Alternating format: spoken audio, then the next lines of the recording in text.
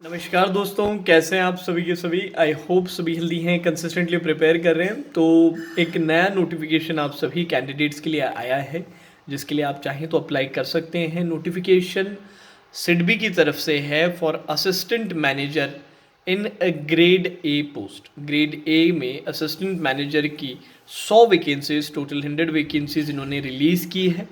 इसका पता वैसे अभी करंटली मुझे मेरी एक स्टूडेंट से लगा जिनका इस साल सिडबी में सिलेक्शन हुआ था।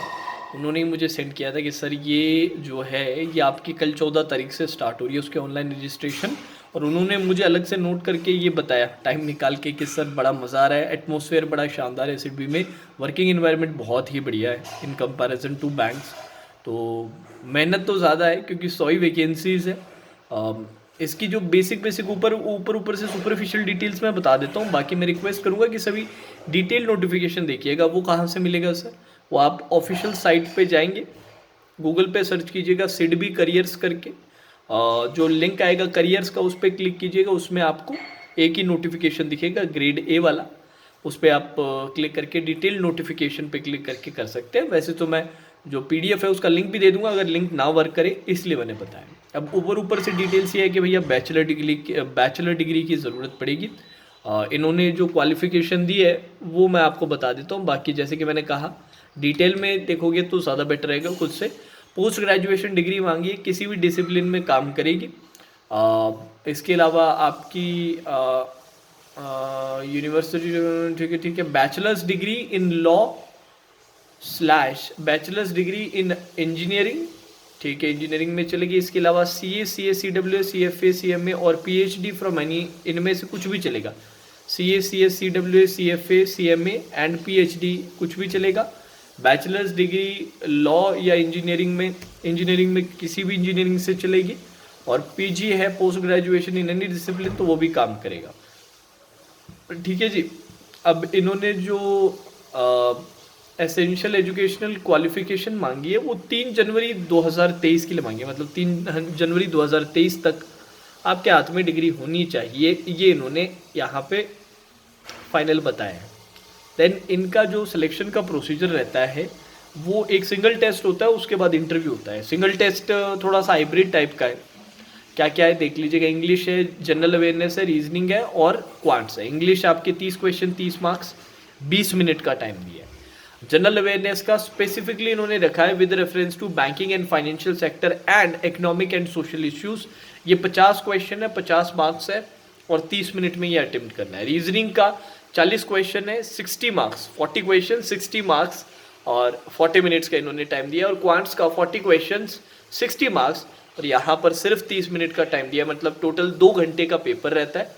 200 मार्क्स और होते हैं, 160 क्वेश्चन होता है। ये होते ही फिर ऑनलाइन डिस्क्रिप्टिव वाला टेस्ट होता है और इसमें 2 नहीं 3 क्वेश्चंस रहते हैं डिस्क्रिप्टिव के। 3 क्वेश्चंस रहते हैं, याद रखिएगा। 2 एसेज रहते हैं और एक आपको लेटर राइटिंग रहता है। 2 एसेज और एक लेटर राइटिंग और सभी अटेम्प्ट करना होता है और ये 50 मार्क्स का होता है और इसके लिए आपको 1 घंटे का टाइम दिया जाता है। ठीक है जी। तो कुल मिला के टोटल कितना बन गया? डिस्क्रिप्टिव आपका 1 घंटे का, 2 घंटे का वो, तो 3 घंटे का पूरा पेपर होता है। टोटल वेटेज 250 मार्क्स का होता है। 200 मार्क्स का आपका इससे पहले वाला ऑब्जेक्टिव टेस्ट और 50 मार्क्स आपका ऑनलाइन जो टाइप करना है आपको डिस्क्रिप्टिव वाला टेस्ट, राइट। इसके बाद फिर ये आप लोगों का शॉर्टलिस्ट करके आपको इंटरव्यू के लिए बुलाते हैं और बस यही रहता है जैसा स्टैंडर्ड अपना स्ट्रक्चर रहा है हमेशा। अब इसके अलावा कुछ मज़ेदार और इन्फॉर्मेशन, अच्छा जो एग्ज़ाम इन्होंने टेंटेटिव बताया जनवरी फरवरी, तो मोस्ट प्रोबेबली जनवरी के एंड तक आपका एग्ज़ाम हो जाएगा।